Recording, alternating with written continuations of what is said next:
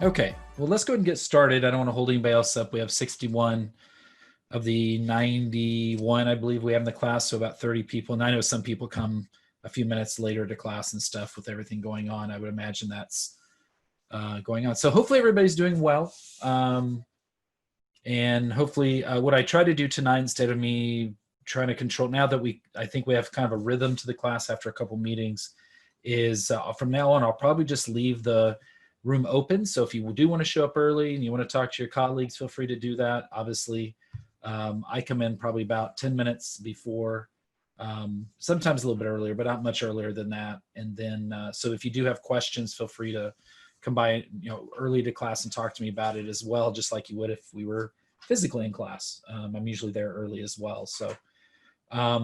So let me share my slides with you, and I hopefully did this right so that you'll be able to see the full view tonight. I was monkeying with it earlier, so let's find out if it's going to work.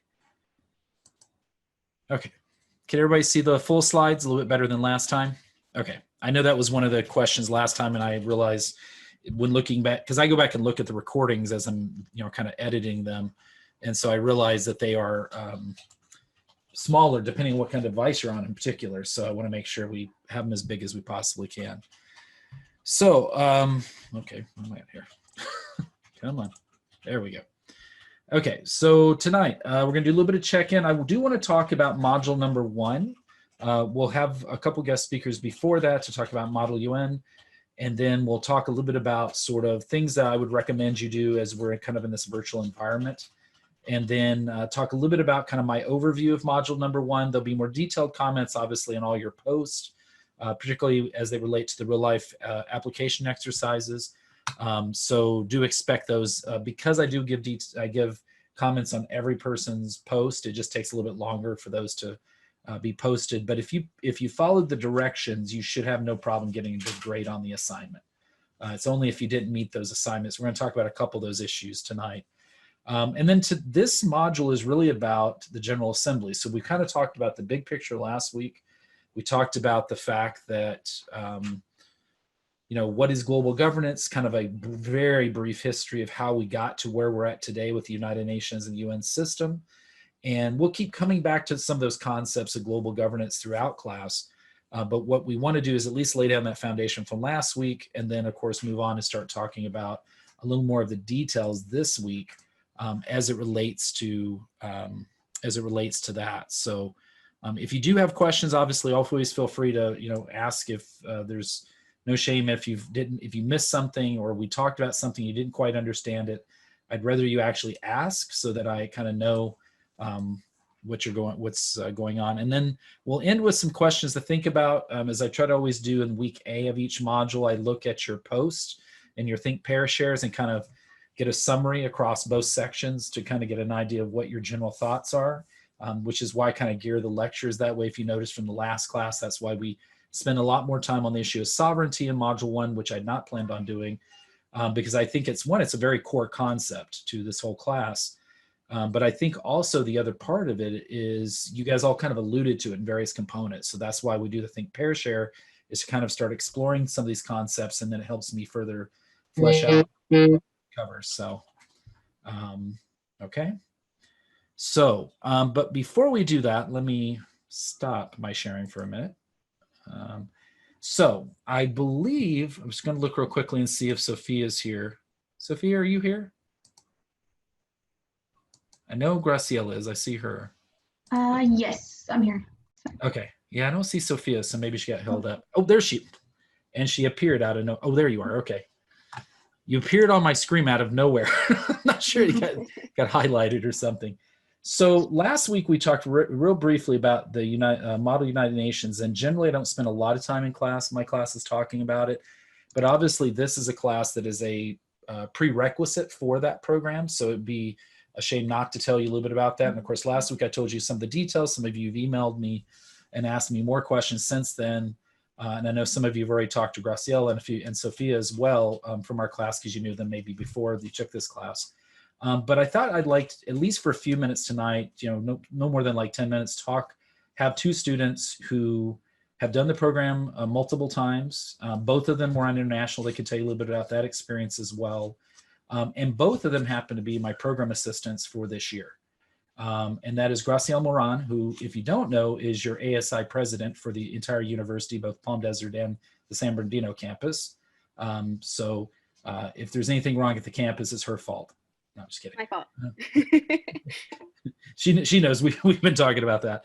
And then of course Sofia Alvarez Lopez, or Sophia, is the second one. In fact, Sophia was my program assistant last year, so she's now coming into her second year, and they can tell you a little bit about themselves and their experience, and then we'll leave it open to just for a few minutes of Q&A before we move on to the rest of class. So whichever, I will turn off my mic, and then whichever the two of you want to talk, feel free. You want to go first, Sophia? Sure. All right. So hi everyone, my name is Sophia. So I've been in Model UN for quite a few years. I first started off on the Jamaica team, so that was like, I don't know, like 4 teams back ago. So my experience with Model UN is that I came in because a little bit of background is that I'm an IT major. So my area that I'm studying is typically you would think it's nowhere near what UN is, which is a lot of people think it's political science or it's just global studies. It's not really close to IT. So I came in because there was a section on cybersecurity I was interested in. But the amazing thing that I found out through the program is that it doesn't matter what field you are. You can be a bio major, psychology, even business or accounting, or it can be environmental studies. The UN has so many different sectors and sections that covers different areas of the world and different parts of it. And you're definitely going to learn about it in this class, about what are like those different components, that you can be from any major and still be able to work something in the UN or do anything related to it. So for me, my experience from there was I found a lot of things I really got interested in and how to tie it in with my IT background. But I think the biggest thing that I got is that to learn how the world actually works, because this program really teaches you about how global governance actually works, like how the UN systems, how all of the states or how all the countries of the world really work together. And once you get out of this class or out of this program, you definitely look at the world from a different perspective, and you're able to really analyze things from a different point of view. And for me, that's one of the biggest experiences that I got out of it, was that I was very fortunate enough that I'm able to look at the world. And every year that I come back, it's a brand new experience, and nothing's ever the same. There's always something new. And I get to meet a lot of new different people, not just from like my teammates, who a lot of them I consider them my friends now, but also I have friends who are like from across the world. I have people who I know who are in Japan, who are in Germany. So definitely, if you guys want, it doesn't matter what your background is, please like consider joining the program, because it's an amazing experience. That was awesome, Sophia. Yeah. So my name is Graciela Moran. I am a 5th year global studies major, minoring in political science, and I also serve as your ASI president. But I wasn't always like this, actually. I actually stumbled onto Model UN kind of as a mistake a little bit. It was an accident, a happy accident though.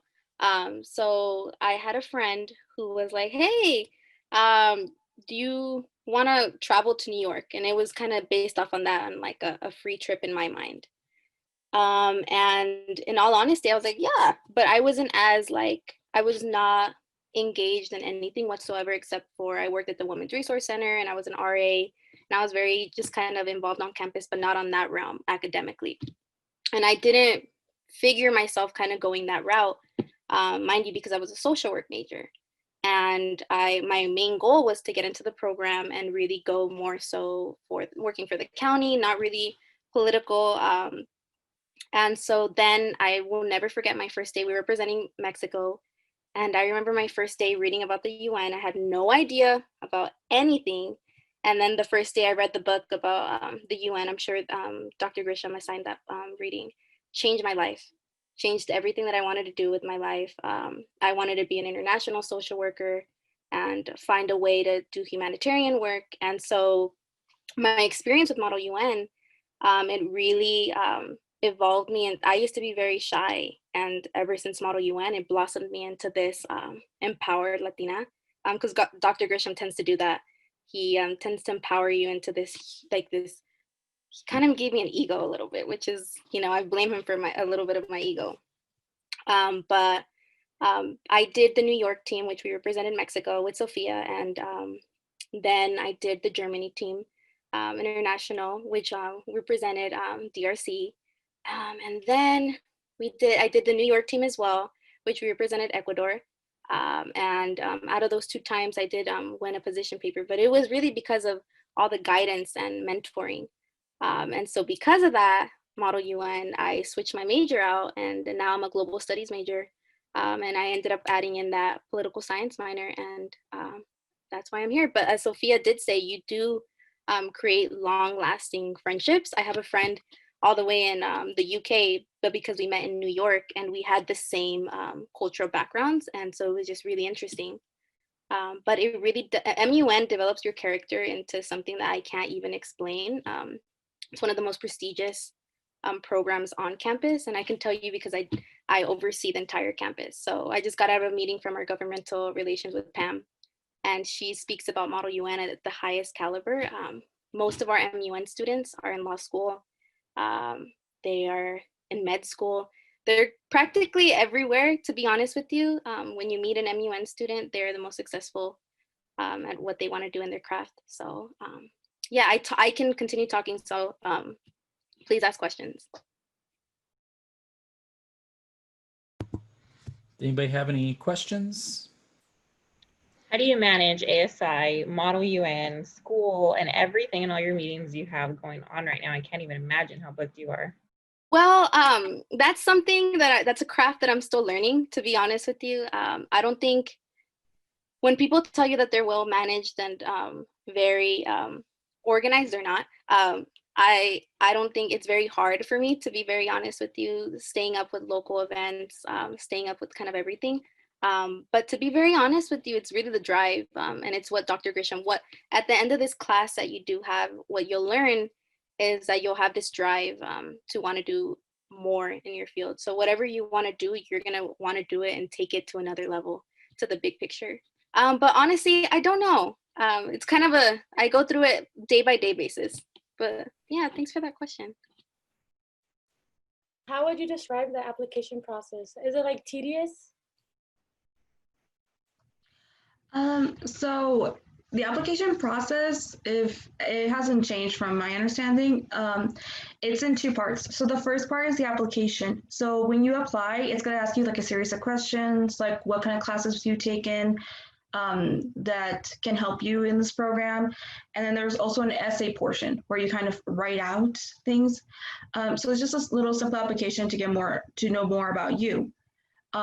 You have to obviously turn the application in, but the last day to apply, there is also an exam that goes over different things such as English, like your writing skills. It also goes over national policies or like geography, as well as the current events. So definitely, if you are going to be taking that exam, it's all fair game up to like the day of the exam, because Dr. Grisham literally writes the exam that same day. So after that, Dr. Grisham looks through it, he generates it, and then the top people, he just goes, we bring them in for a second interview, for an interview, and that's usually with Dr. Grisham, with our other advisor, Sina or Dr. Bastami, and then with Graciela and I typically, or with someone else who's an alumni of the program. And then based off that, if you pass the interview process, then you are then given an invite to join the team. And with the test, don't feel like you can't. But there is like from that day stuff from events. Because I went in taking the test not knowing anything. But I tried my best, to be very honest with you. I did study. But it did work though. Yeah. And don't be afraid either about like, whether I'm gonna pass or not. Like, if I'm not mistaken, I don't think anyone has ever passed that exam. So it's not so much whether you're passing or failing, it's whether like how high of a score you can get. So just make sure you're studying like your local, or I'm sorry, your whatever current events are happening, and then your geography and stuff, and yeah, just try your best on it. One more question. That's it. Okay. Well, thank you, Graciela and Sophia. I appreciate it. You're always welcome to stick around if you want to, but I think you already know about the UN and General Assembly, so. Yeah, thank you very much. So I'll go ahead and put in my email down there if y'all have any questions other than UN, but please, Sophia, when it comes to the application process, she's more knowledgeable on that. But yeah, thanks. We look forward to seeing all of your applications.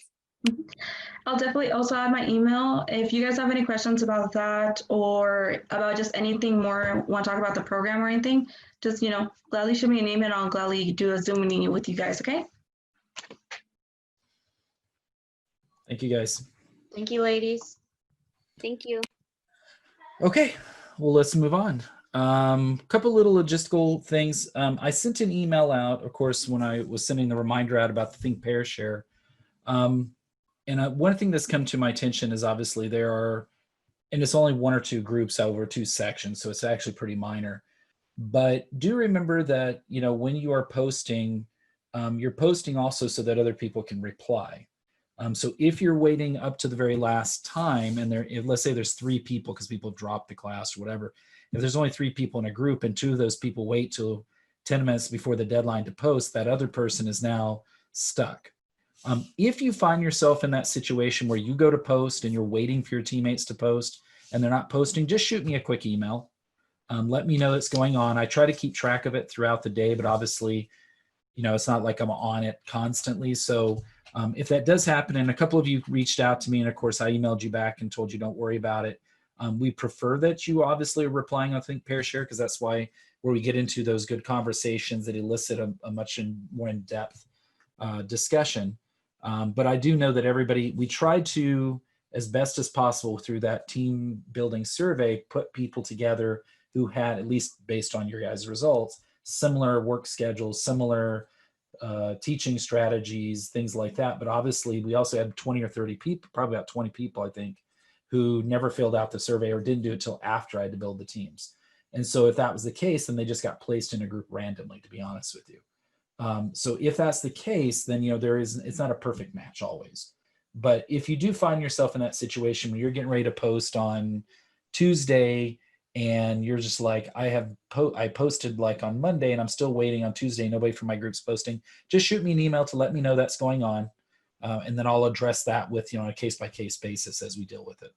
Okay. I think that's it. The other piece I would ask that all of you do, hopefully all of you know how to access the chat area. Does anybody not know how to access the chat area in Zoom at this point? Okay. So what I would like you to do some point between now and the end of class is please type in your full name into the chat. The reason is under federal law now, we are required to indicate whether you have been, and the term is under federal law, actively participating in classes. And so the only way I can really judge that, to be honest with you, is both with what you've been doing online, but also obviously the live virtual sessions. So I'll look at both sets of data, and that way it'll give me a sense of who's showing up regularly. And yeah, so thank you for that. Okay, so let's move on, unless anybody has any questions before we move on. Okay, let me go back to. I have a question, Professor. Yeah, go ahead. Is there any chance I can talk to you after class? Yeah, of course. Yeah. I'll stick around for a little bit. Feel free. Okay, thank you. I have a question too. Are graduate students able to apply for the Model UN? I don't know if I missed it last time. Yeah, absolutely, Karen. And I should say that because I know I have about 8 or 9 of you in this class. And feel free to share that with your other colleagues as well. Or if any of you know people who are in graduate school, or if this is your last year, but you're planning on applying for graduate school, will be around for the next 2 years after this year.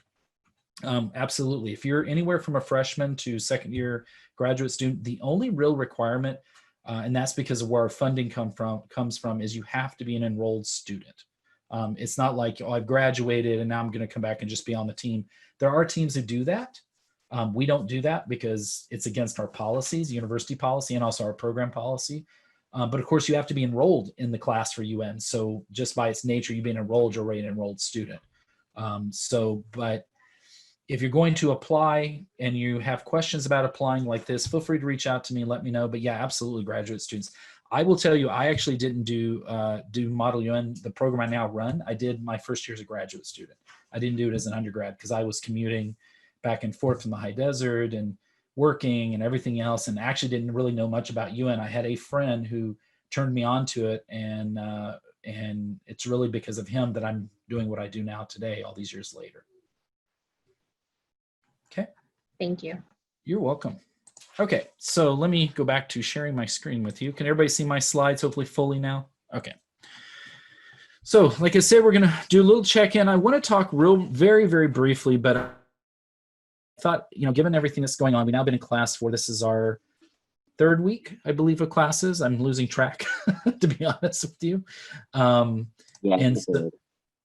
So what I was going to say is, obviously, as this goes on, if we were in 10 weeks, like we used to be under quarters, it might be a little more manageable because we're kind of used to 10 weeks goes by really fast. 16 weeks is obviously sizably different, particularly for those of you who may have already been in our campus and been doing the 10-week sort of quarter sessions. For those of you coming from community colleges or coming in from elsewhere, it might not be as much of an adjustment for you.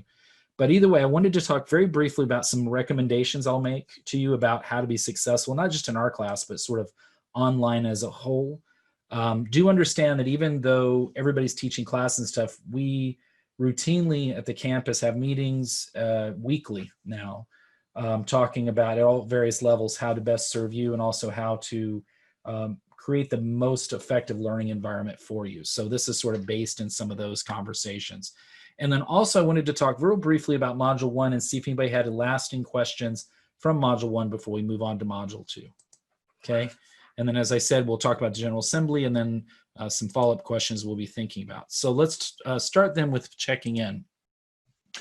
So obviously throughout this whole online learning experience, one of the things that I would highly recommend to all of you is really, physical health is obviously important, but the mental and emotional health of sort of being disconnected from being in a classroom from people and things like that can be wearing. And obviously online, for those of you who may have done online classes before, may already be used to online, but a lot of students aren't, particularly if you've already been at our campus, because until all of this, we didn't offer a lot of online classes at San Bernardino. So, this is just some recommendations I would give to you, and this is based on a variety of different literature. What I have done is I've created, at least in section 1 of our class, I'll be duplicating that in section 2 tomorrow, is there's going to be a new button there that's under the tools for helping button that I directed you to for some things like note-taking and things like that, tools to help you. This is specifically a button that'll have stuff related to sort of maintaining your mental and emotional health while doing online learning. So this is just based on sort of the literature that's out there right now of things that are being told to us by health professionals and people who study sort of online learning. And that is, obviously one is having a comfortable workspace. Everybody's workspace is different, and your needs are going to be, or your availability, your workspace is going to be different depending on where you're at. I will tell you, as somebody who is working from home, obviously trying to readjust to that environment is tough because unless you already had an office space in your house to do your work, some of you, I've talked to some of you are working, at your table in your dining room, in your, on your couch, in front of your TV, or you're trying to wedge it in between your kids' toys if you have kids, So try to do the best you can to create some sort of comfortable workspace, because obviously if you're working in a space for as many hours as you may be doing online classes, that's going to become very, very important. And you'll see that one of the articles I will post on this new button for you talks about some of these more in detail. So I'm just kind of hitting the high points. You want to limit screen time when not doing classes online. I know that's hard for all of us, and I'm guilty as anybody that I'm on my phone and iPad and everything else, even when I'm not on the computer. When you can get away from it, do, because it does wear on you, obviously, not just mentally and emotionally, but physically on your eyes and everything else, as I'm sure some of you may have already started feeling as we've been in this process a little bit longer. Really important, try to avoid isolation. I know that's really tough, particularly if you're single or if you're away from your family. But even if you're with your family, you're going through this learning experience, possibly, not with people around you that are also going through the same kind of learning experience. And so what I will do is under that button, there's going to be a new discussion board that is just going to be open to all of you to use whatever you want to for each of your classes. It is not being graded. The only time I'm actually even going to look at it is just occasionally to make sure people aren't posting, stuff that's bad in there. And of course, if that happens, let me know. And we're just calling it the Global Cafe. You just click on it, and it's a way for you all to communicate with each other. That can be about class, that can be about stuff that's not class, whatever works for you. The best way to get through all of this is really building those virtual networks when the physical face-to-face networks don't exist. This is the best we can do, obviously, in the given situation. And not that I know what spring is going to look like, but spring at our campus is not going to look much, it's probably going to be some virtual and some physical, most likely. I doubt if we'll be all face-to-face like we were before. And so if that's the case, then we kind of need to start preparing ourselves for how do we build in those kind of things like virtual connections instead of just being isolated, because obviously that's a big one. Be sure to drink water. I'm guilty of that. Anybody? I don't think I drink enough water in a given day sitting at my desk working on my computer. It's real easy to just get sucked into drinking lots of caffeine, particularly because I know many of you have expressed on your introductions, you work, some of you are working, 10 p.m. to 10 a.m. and things like that. And so you want to make sure you take care of yourself. I will try to as well, if as best as I can. So create a positive working environment, that sort of surroundings. Sometimes just having a plant on your desk helps, even if it's fake. You'll notice today I put a background behind me that's a little more relaxing, hopefully for you, and not static. I was going to put waterfalls behind me, but I thought that might make everybody have to go to the bathroom. So needless to say, just doing stuff like that to kind of help yourself. And somebody I know actually was saying that one of the things they do is occasionally they just change where they're working in their house or their apartment or whatever. And sometimes that can actually make a difference. Just getting up and going to the other room to work for a little bit. Get plenty of fresh air. Obviously, that's hard to say given that we live in fire country right now. Hopefully none of you are impacted. If any of you guys are impacted by what's going on with the fires and it's impacting your performance in class, please let me know. Send me an email.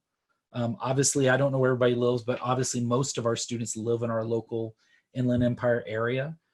So if that is, if those, as we get further into fire season, and of course, as you know, as last year proved, there are sometimes power outages because of those. And so if that impacts you and impacts you being able to post, let me know. Just send me, when you can, an email or a message on Remind. For those of you who haven't signed up for Remind, you don't have to, but there is a way for you to message me as well through Remind, and I do get those and respond back. And then, of course, if you are having any sort of mental, emotional issues, we have support on our campus. And I'll post some of those links also on under the button as well, because it's really, really important for you to really take care of yourselves, because you can't perform as a student if you're not first and foremost taking care of yourself. Okay. So that's me being the counselor. That's as much as I will do. But we do have really, really good counselors on our campus. You guys pay for those as students through your fees. And trust me, they're there. They have been working nonstop. They do run, and I'm gonna start posting those when they come available. I know through spring they were doing, and summer they were doing like little virtual things like mindfulness sessions and all sorts of things, which you may think is silly, but guess what? It actually does help. So it's really important for you guys to do that. Okay. So let's talk a little bit about kind of some basic statistics about where we're at as a class real quickly. So I went through your first online prep quiz. Do remember you have online prep quiz number 2 starting tomorrow for this module. Overall, you guys are doing well. I would think in an open book and open note test, you would have done better. But generally speaking, for a first test, a week into the first semester, needless to say, you guys did pretty well. So there's obviously a big difference between the two sections. So I did put both sections, just grade distributions here. But the bulk of the students did get A's. So one of the things I will recommend to you is, as you kind of go through these modules, is when I mention kind of the most commonly missed questions, which I'm going to here in a few minutes, please make note of those. I do put those on the midterm and the final because those are very instrumental and it's stuff that you're just not getting. So I want to make sure that before you leave that you master some of that information. If you are not doing the quizzes, that's a problem. And so that's true for the Think Pair shares and also the real life application exercises. Each one of those may only be like 2% here, 5% here, but once you actually miss those, and I don't mean actually doing bad on, I mean just not doing them. The problem is that starts to build up and you can't come back from that. So as you know, maybe some of you possibly on this session, when I've seen those, I've been trying to reach out to students and say, hey, by the way, did you know you missed this? There'll be an opportunity to make up some of that, but not all of it. Please stay on top of it. So the key here is your junior and senior students. You've been in college for a little bit. You know that if you miss things, particularly in a class where the syllabus is very clear that I don't let you make them up unless there's an extenuating circumstance, it's really important for you to try to do well on all the other assignments. And if you're struggling, please reach out to me and let me know. As much as I can the first few weeks, I do that. But as we get further into the term, then obviously I do it a little bit less because then it's kind of on you to really be on top of those kind of things as well. But the most of you did pretty well on the online prep quizzes, and I'm hoping that as you get further into class, you'll see it helps kind of narrow down in a lot of information you're being bombarded with, probably for the first time in most of your cases, of what's the most important stuff to take away from a given module, okay? So the most commonly missed questions, and this is from both sections, I just pulled the top 3, and I'll do this every time. Usually I'll do this the second Wednesday, and we'll talk about it then. It's just I didn't get a chance to last week, so I just wanted to make sure I did it real quickly this week. The most common missed question between both sections was this question. The vast majority of decisions by the United Nations appear as either resolutions, laws, treaties, none of the above. Okay, here's a rule of thumb. None of the above is never going to be the answer. So that's a freebie right away. You can eliminate that every time. It'll never be none of the above. You may ask them, why do you put it in there? Laziness. At the end of the day, I just run out of terms. And so it's really important for you that you can just eliminate that. It's kind of like Who Wants to Be a Millionaire, if any of you guys ever watched that, like, trying to pare it down to what you can answer. This then gives you only 3 possible answers. This one is really important that you guys understand it because as you know, as we go into this week, we're going to come back to the same concept with talking about the General Assembly in particular. So the vast majority of decisions by the United Nations appear as a resolution, okay? Yes, treaties do come out of things that are done at the United Nations, but treaties are actually a separate entity that actually can exist without the United Nations. It could be just a part of global governance. Yeah, Pam, there's only been one quiz so far. So this is just the first quiz that was 2 weeks ago. Laws, obviously, they don't create laws contrary to popular belief and those who believe that it's a one world government. They're not actually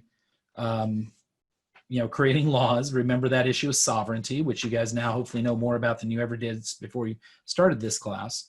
And so resolutions, we'll talk a little bit about those in a little bit with the GA, but resolutions is primarily the thing out of this list, at least, that the United Nations and the UN system as a whole uses. They do use reports as well, but reports obviously wasn't one of the possible options here. Multilateral diplomacy, second most commonly missed question between both sections, is multilateral diplomacy in a majority of the second half of the 21st century tended to be dominated. I talked about in class very briefly, but also it was talked about in the book, in both books actually. And so the answer, of course, to this one is there was a global gridlock due to the Cold War. Remember I told you that as we had this system that was set up to sort of never have to go back to the war that would end all wars. That didn't work. That was the League of Nations. Then we have World War II and this great amount of death and damage to the world. The UN was created really to make sure that didn't happen again. The problem is the Cold War happened almost right after the UN was created. And because of that, and we'll get back to this, so it's very important to understand this, because when we talk about the Security Council 2 weeks from now, in module number 3, we will come back to that concept because the Security Council itself was in gridlock due to the Cold War for most of its history up until the end of the Cold War. So we'll talk a little bit about that, just touching on it next week at our live virtual session, and also a couple of the micro lectures I'll post, but also more so when we talk about the Security Council, okay? They definitely weren't a single decision maker by the US because we were in gridlock and there were more and more states becoming of it. There was definitely not strong cooperation between UN member states. That was a big problem. And the Soviet Union did not have dominance at the UN. It was actually the US and the USSR for the most part. And it depended on which of the organs of the UN itself we're talking about. Okay. Third most commonly asked question, which one of the following statements is true? Our daily lives are never touched by the work of the United Nations. Well, you guys know that's not true because I harped on that a lot the first class.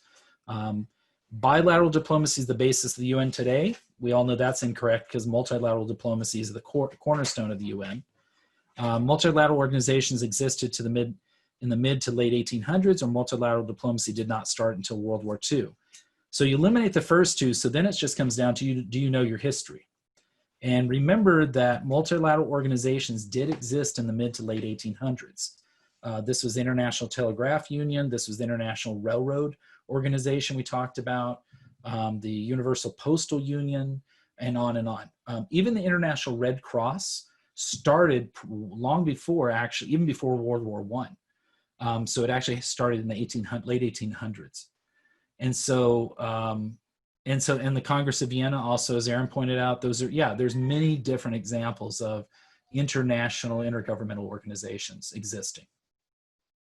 Okay, do anybody have any questions? Those are the three most commonly missed questions. Usually what I do is I look over the questions, and if I think there's ones that just didn't make sense to me, so I throw them out, then I'll give you credit for those. But these are all ones that are pretty straightforward. They come from both assigned readings, but also from lecture as well. In fact, all three of those I talked about in lecture. Yeah, and Simone did make a good point about Interpol operating in the 1800s. So yeah, there's many different great examples to that third question. Okay, so let's talk about what the General Assembly is. And what this section I like to call is this a chamber of equals or not?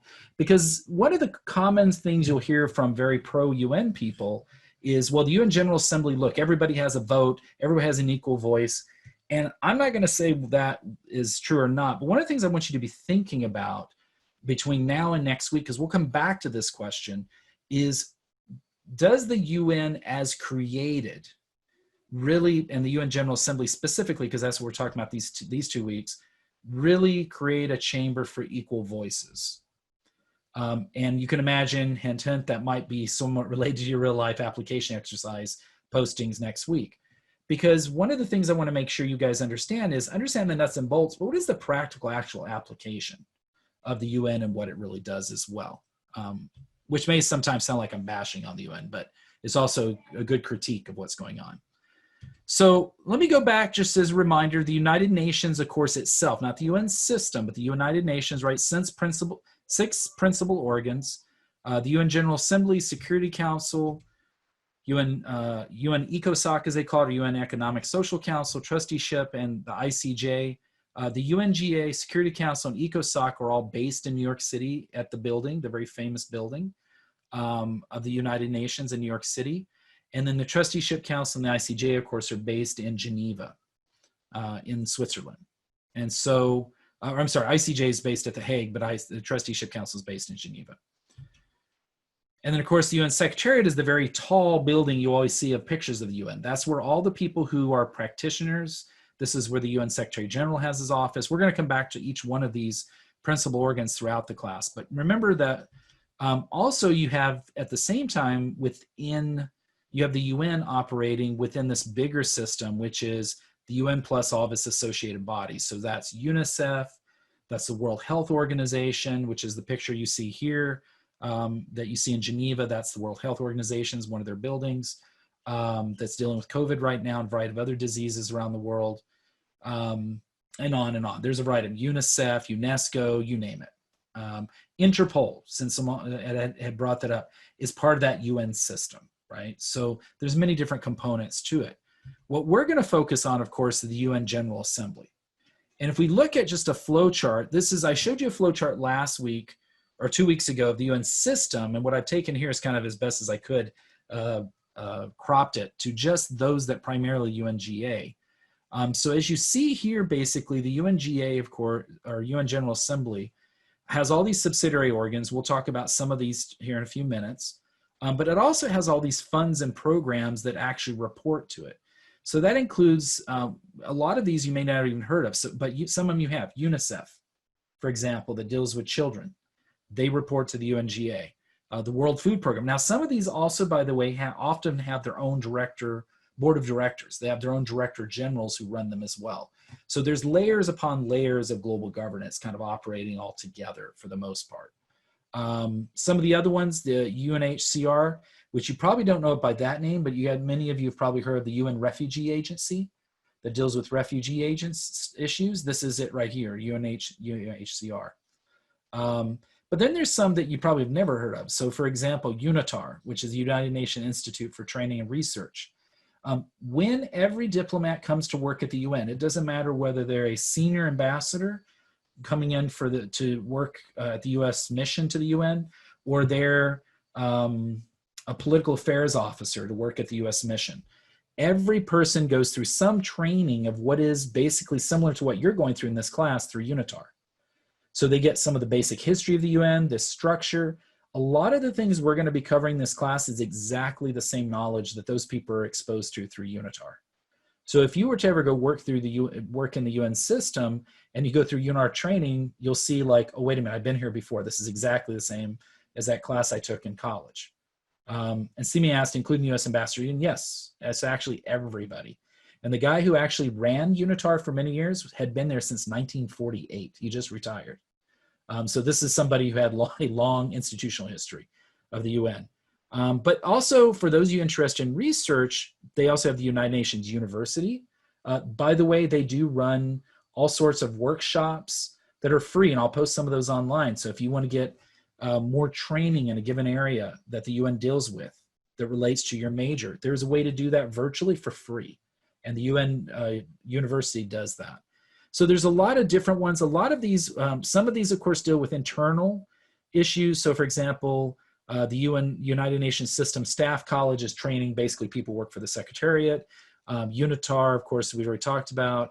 But then there's some that are specifically dealing with issues like, for example, the United Nations Environment Program, UNEP, that deals with environmental issues. Or in the case of the ones we were talking about, UNICEF or WFP. There's also some of these other bodies that are actually created by treaties that report in some sort of way to the UNGA. So probably the most famous ones is the IAEA. Many of you have probably heard of that, even if you didn't know about it. These are the ones that do inspections of nuclear testing and nuclear development. So when you hear about things going on in Korea, when you hear about Iran and possibly nuclear weapons, these inspectors from this organization go out. They do, if they're allowed in, they are allowed to do inspections. They write up reports, and those reports end up before the GA as well within their organization. So as you'll see here, it includes the World Trade Organization, OPCW, which deals with chemical weapons, everything that deals with water, basically, law of the sea. So this is ocean. This is for my environmental science people. There's entire people who just deal with water issues. If you're a biologist or ICC, the ICC just became really famous. Does anybody know why? Just was in the news this past week. President Trump placed sanctions on the ICC, basically. Yeah, not on the ICC itself, but what he did is he actually said he put the chief investigator, the prosecutor for the ICC. These are people that go after war crimes, genocide, those kind of issues, crimes against humanity. They were just placed on the same list that we place terrorists and other groups to sanction against funding and their monetary accounts and stuff like that. And so it was actually two members that are part of the ICC because of politics and some other issues here in the United States. So now that we've talked about that, let's talk a little bit more in depth about the GA itself. So all these bodies are, of course, feeding into the UN General Assembly. So let's talk about some very basic things you need to know about the UNGA. First of all, unlike some of the other bodies we'll talk about, it's one country, one vote.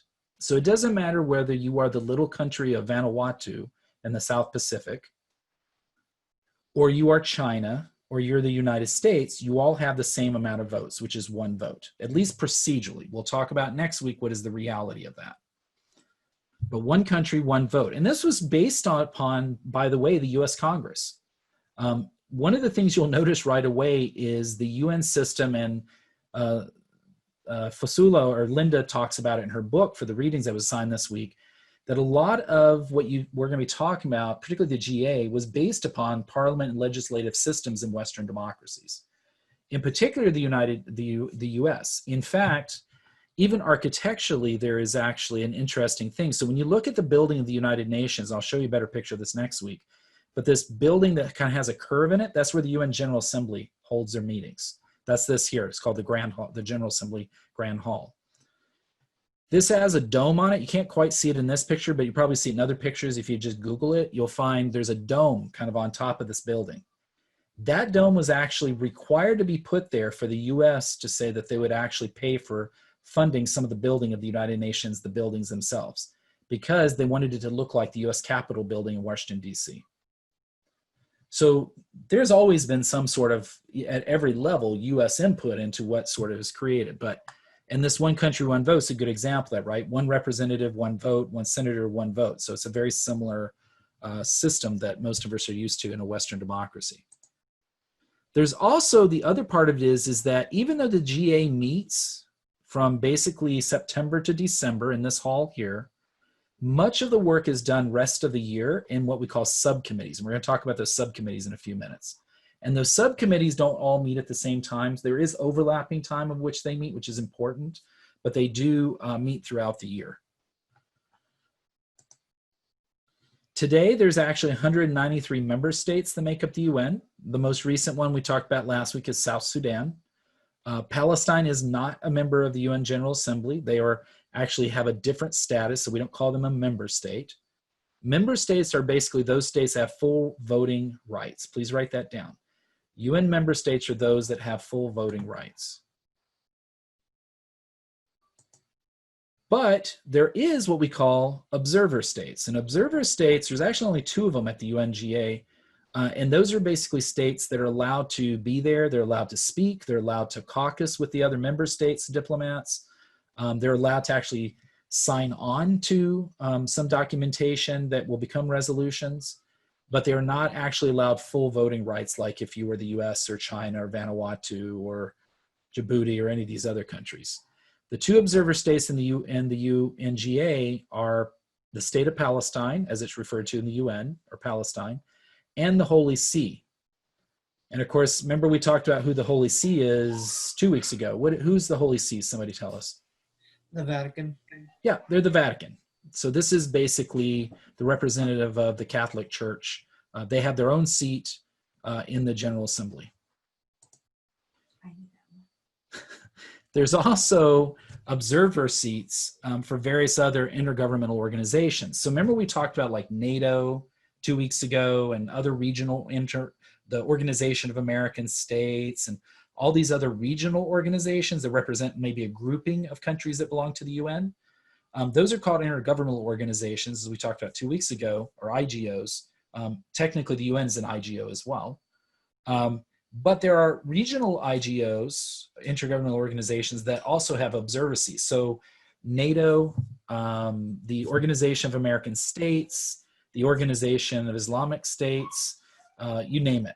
The League of Arab States, African Union, all of these representing different parts of the world have their own seat. Now, once again, they're only observers, so they don't get to actually have full voting rights, but they are there and they actually do participate and they actually play a major, major role. So in a few weeks from now, one of my good friends, Amira Ishmael, is going to come in and talk to you guys about her role at the UN, and I'll have her kind of talk a little bit about what she's done, because she's actually served both for as a representative in this hall for one of the intergovernmental organizations. She was actually the Organization of Islamic States representative on GA Third, which is all human rights issues, because her area of expertise is women's issues and women's human rights issues. And then she shifted from that. Now she works for the UN Secretariat. So if you get in as a diplomat, you can actually move around very easy within the UN system. And so the people that are going to speak to you this term that are friends of mine that do this kind of work, they can tell you a little bit about that kind of shifting around. But she was an observer. She got to go around. She talked about, and how she got involved, by the way, was Model UN, where she went to school back in New York. And she used to tell me, she goes, it's basically what we do in Model UN except for real. Everything I do actually really matters and not just fake. Okay.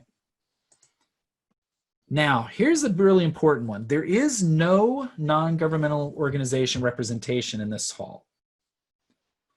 So we're going to talk a lot about that when we get the ECOSOC, but there's always this challenge at the UN of saying, does the UN really represent the people of the world? Because you hear the Secretariat talk about that very often.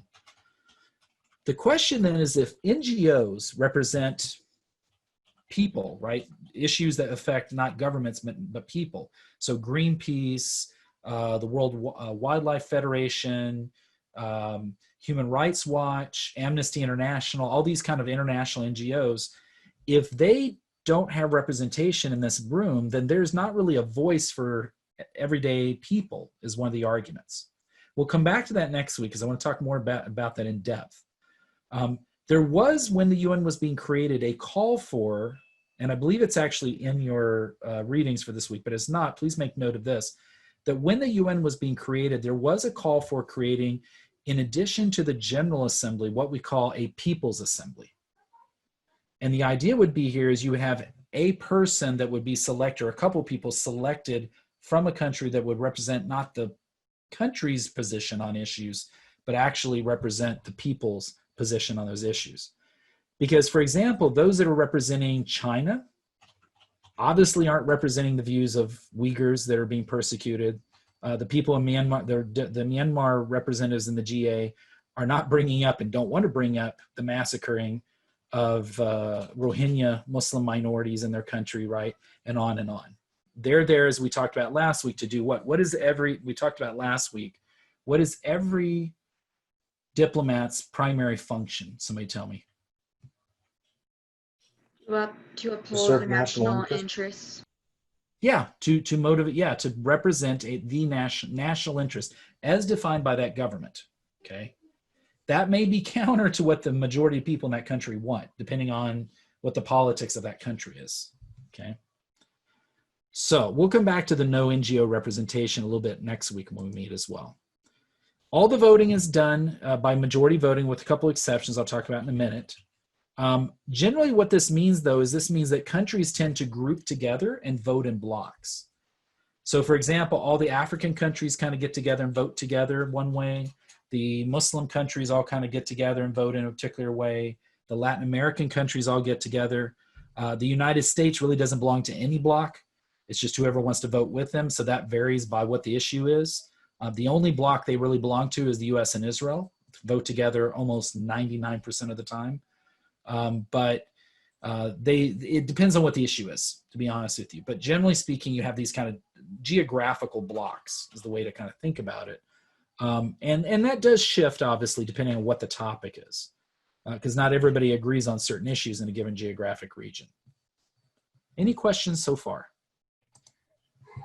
Yeah, I had a question. I know ISAF, the International Security Assistance Force, is through the UN, NATO, but yet why was it established through the UNSC?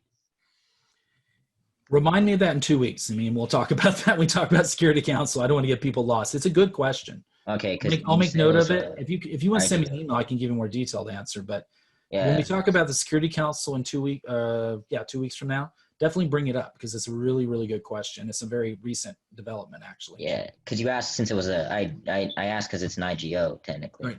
Yeah, absolutely.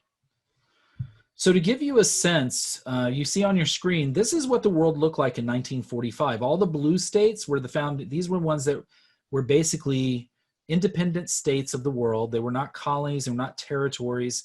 These were the first ones really to start joining and founding the United Nations. You'll see there's a big chunk of the world, particularly Africa, parts of Asia, and then of course parts of what was then part of the Iron Curtain under the USSR. If we fast forward to what the world looks like today, big difference, right? These are all free independent countries. The only one that really isn't listed, you'll see a little bit of red. These are all basically territories. Most of these out here are South Pacific Island nations that belong to their territories of the United States, the British, or the French primarily, and a couple are Dutch as well. You see that down here, for example, the Falkland Islands as well, and a few other places. And of course, as we know, French Guiana in in South America is also a French colony, not a country. And then this little area over here called the Western Sahara, which we'll come back and talk more about, because there's a big debate about that, and in fact, the UN is very involved there.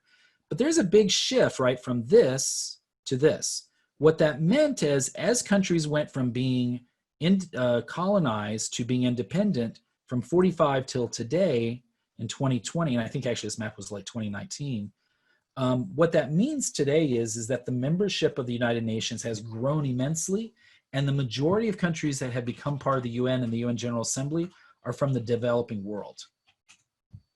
And so what that means is the bulk of the countries who carry the most voting power as a bloc today are not countries from Western Europe or the United States. They're actually countries from Latin America and Africa. Keep that in mind as we kind of shift into talking about the application of how this plays out next week. So some other basics to think about the UN is this, right? And that is the UN actually, the UN General Assembly is nothing new. We already talked about, they're taking kind of a model of parliamentary systems, but also because international conferences that had pre-existed the UN had been run this way for some time. One country, one vote, majority voting, block voting. So it wasn't anything new. What was new was this issue of sovereignty. As I know you guys keep beating on that, but it's a very important part to this whole class. Under Article 2, right? Because what this basically said is that you are going to have a country that is a sovereign country will have one vote. And that was really a core principle of the United Nations General Assembly, still is today. No matter what the size of that, how powerful that country is, it's a field of equals for voting, at least. Okay.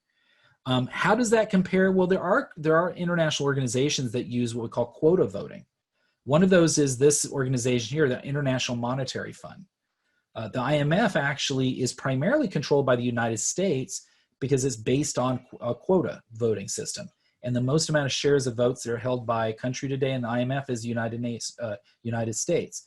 That's why, for example, the president of the International Monetary Fund and the World Bank, pretty much the president of the United States says, this is the person we're putting up, and pretty much that's how the vote goes, because the votes are in that way, particularly with the IMF. Okay. Now, as we talked about before, everything's voted on by majority, so 50% plus one, right, is how things are voted on. Not plurality. Plurality is the largest amount of votes, so majority vote is what works here.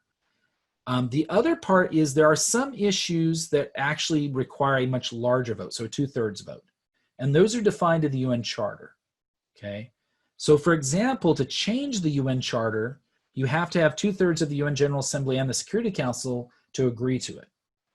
So that's why when you look at the UN Charter, you may go, well, man, a lot of this stuff is outdated.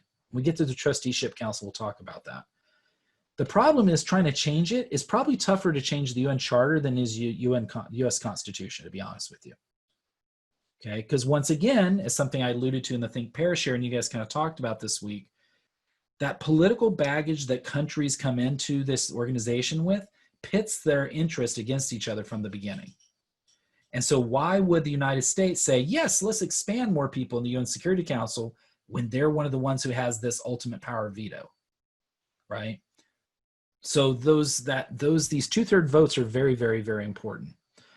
They only meet, the UN General Assembly, the general body only meets really from mid-September to mid-December.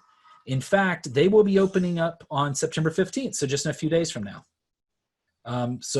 And the general debate will open on September 22nd. General debate is really interesting because general debate is where you actually have leaders of countries come out and they talk about, they basically give speeches. So for those of you who have seen President Trump the last few years speak at the United Nations, this is the general debate week. Usually it's heads of state, so people, presidents, prime ministers, kings, queens, come speak. Sometimes it's just the foreign ministers if it's a smaller country. Sometimes if it's small enough, it may only be their chief ambassador. But basically, it's a world stage. And in this day and age of globalized media, it becomes a big focal point. This is going to be really important, by the way, because I will be giving you an extra credit assignment that you can do relating to general debate. I will send you out the details in by next week. But basically, once it opens, it'll actually be a way for you to get 8 extra credit points added to your midterm exam score. And it's basically for you to view one of the speeches being given in the general debate week. Because how better to learn the UN than actually see it in action, okay? Some of these, did anybody watch the videos I posted already for this week? Did anybody watch the one where it talks about the unusual things that happen during general debate week? It was by the CNN correspondent. Yeah. So Gaddafi is one of the most famous ones where he got up and went on for, I believe it was 6 or 8 hours, and about all sorts of things, had nothing to do with politics, had nothing to do with the UN. Some people claim he probably was on something because he just went on and didn't stop. And he also set up a tent in the park, not very far from there. That's where he stayed instead of the hotels and stuff where everybody else stays. There's many good examples of that. We could talk more about that if you're interested. The jurisdiction as limitation is really important. The GA kind of deals with everything. They can deal with international peace and security issues. They can deal with development issues. They can deal with human rights issues.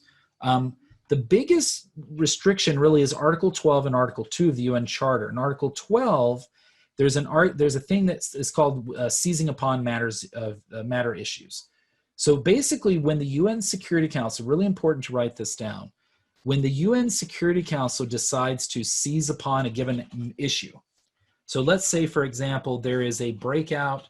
Well, if you've been listening to the news, there's ongoing strife right now in Belarus.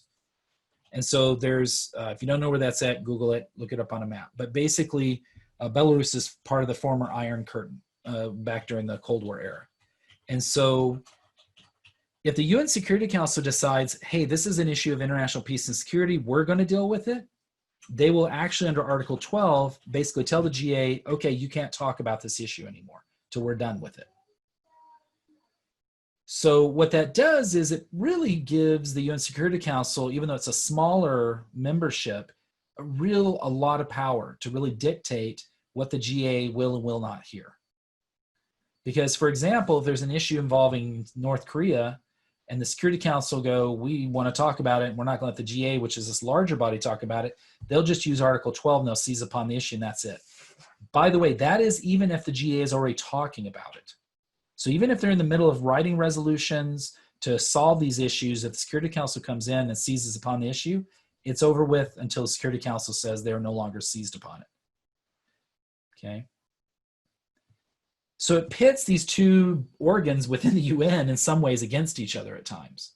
The other part is one we've already talked about, which is Article 2, and that is domestic jurisdiction. This point that that because of sovereignty, issues that are considered domestic cannot be dealt with by the UN General Assembly or the UN as a whole because of sovereignty. Ultimately, the countries can do with whatever they want to. So for example, let's say, with everything going on with policing issues, race and policing issues right now in the United States, if the UN General Assembly said, we would like to talk about issues of policing and race, and the U.S. says, you're not going to talk about it in the context of the U.S. because that's a domestic issue, it cannot be talked about in the UN General Assembly, at least in the U.S. context, because of this issue of sovereignty that all of you guys have been writing about for the last week or so. Okay. That's only if the country decides against it or doesn't want to, right? Right. Now, they can still talk about it. They just could never talk about the U.S. in that context. So what that means is often the topics tend to be very broad in nature. Things like issues in sub-Saharan Africa. That's actually a topic, by the way. What issues? Well, the problem is that if you talk about conflict, you may be talking about two countries that don't want to talk about it, right? And so they may say, well, no, under Article 2, you can't bring that up. So it becomes really a kind of problematic issue in many ways, okay? It is a form of, as Christina said, just a total form of censorship. It is, but welcome to global governance. This is the struggle of the UN itself. We will talk about when basically the GA,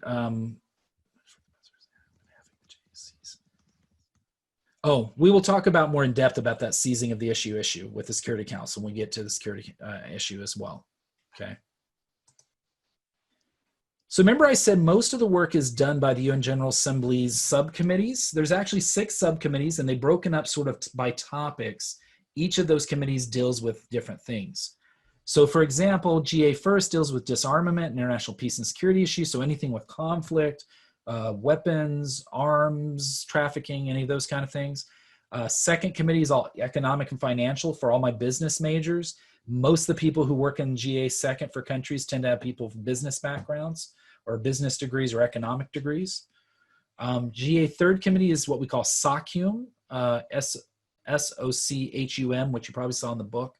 And that's because that's an acronym for social, humanitarian, and cultural affairs. So they deal with basically human rights issues.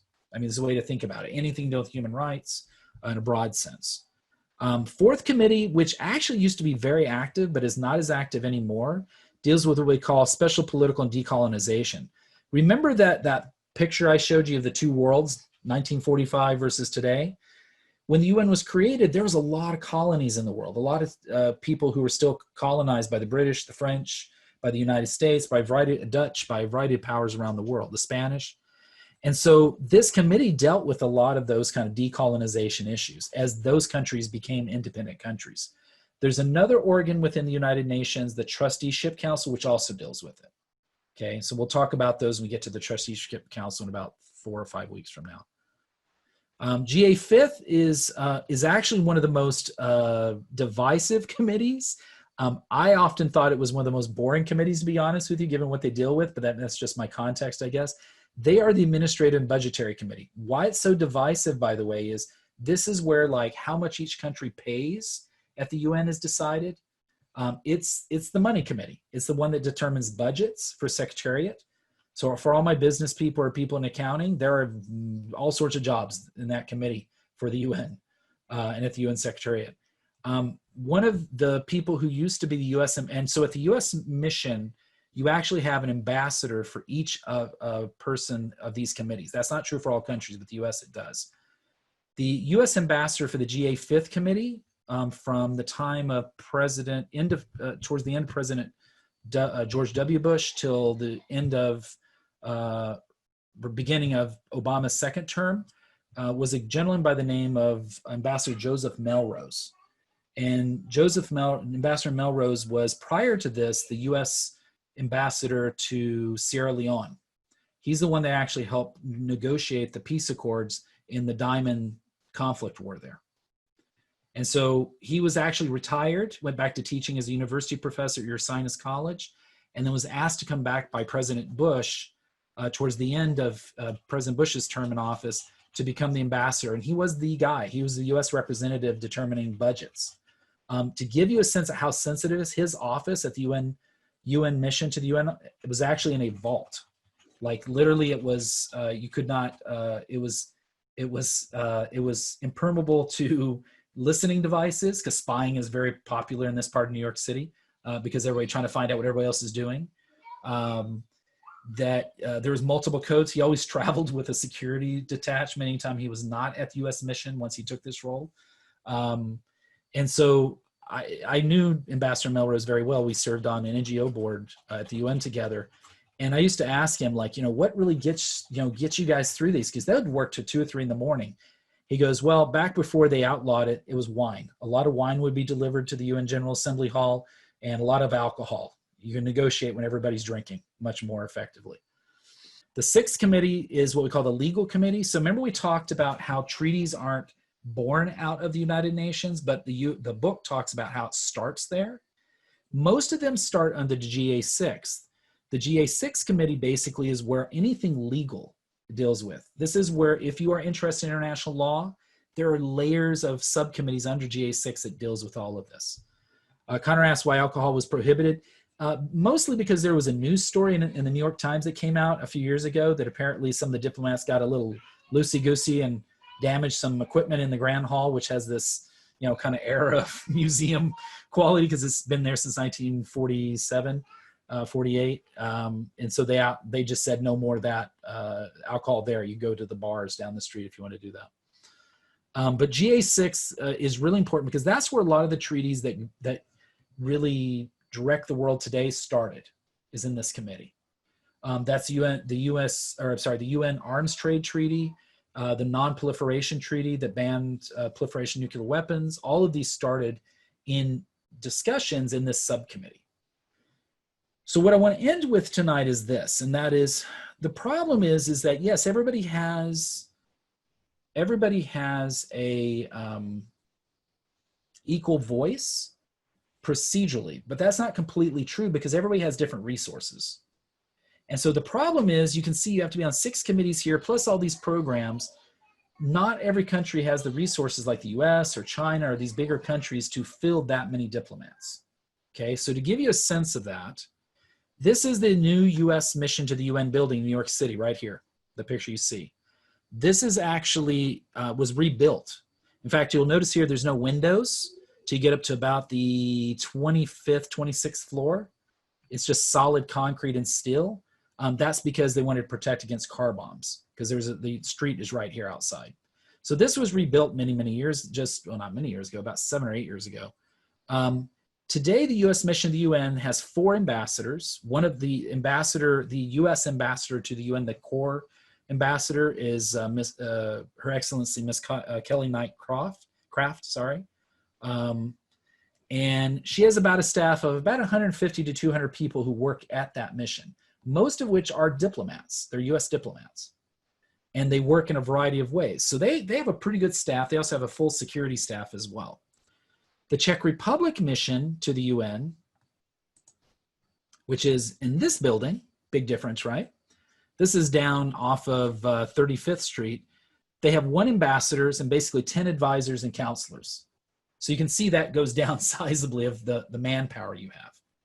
And then Vanuatu, last time I checked, which was just a few weeks ago, and I don't think it's grown, the little South Pacific island of Vanuatu, which is one of the more recent UN members, has 1 ambassador and 1 secretary. And I don't mean like a secretary that's a diplomat. I mean, she is the secretary who does all the paper processing for the mission. And that's it. There's 2 people. So then the question becomes is, well, you have enough people here that can go to all the subcommittee hearings. Maybe a few here, but what about Vanuatu? Do you think Vanuatu's voice is being heard in all those committees?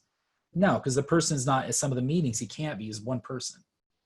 Okay, so keep that in mind as we wrap up class tonight. Let me unshare here. Because that's going to be very important to our conversation next week. Because when we talk about the UN General Assembly, we can't just simply look at it and say, oh, you know, it's 1 country, 1 voice. It's about logistics. It's about real power, okay? And we're going to come back to that next week and talk more in depth about that. Any questions from tonight? Before I cut you guys loose. Okay. Okay, so a couple of little reminders. Go back to my slides here real quickly. Your online prep quiz opens tomorrow. Don't forget about that. It does cover anything that's been assigned readings. And this week, I believe there's assigned readings both in, as well there was last week, so I misspoke last week, there's assigned readings in the KCO book as well as the Fosula book. Do remember, generally, I try to draw a lot of information from the Fosula book for week A for any of our modules. And the KCO book comes in more to play with, you know, other things we talk about in the week B of each module. There'll be some new videos and micro lectures between now and next week posted more in the concept exploration phase. Obviously, I will now post each week those pages that you have to read if you just don't have the book, and this way you don't have to keep logging on to the library. It's a PDF. I already have it broken up. I can just post that for you. And then, of course, we have our live virtual session next Wednesday, 4 o'clock, September 16th, and then your live application exercises. If anything comes up between now and then, let me know. Feel free to schedule a time. I think a couple of you are seeing me on Friday during office hours, but feel free to schedule a time and then we'll go from there. Okay. Well, you guys have a good rest of your day. I will stick around for a little bit. If you had not typed your name in the window, please do that so I can make sure that I have you sort of for attendance being here tonight. And then I will stick around for a few minutes for Marcus and a few others who want to talk with me for a few minutes. Okay.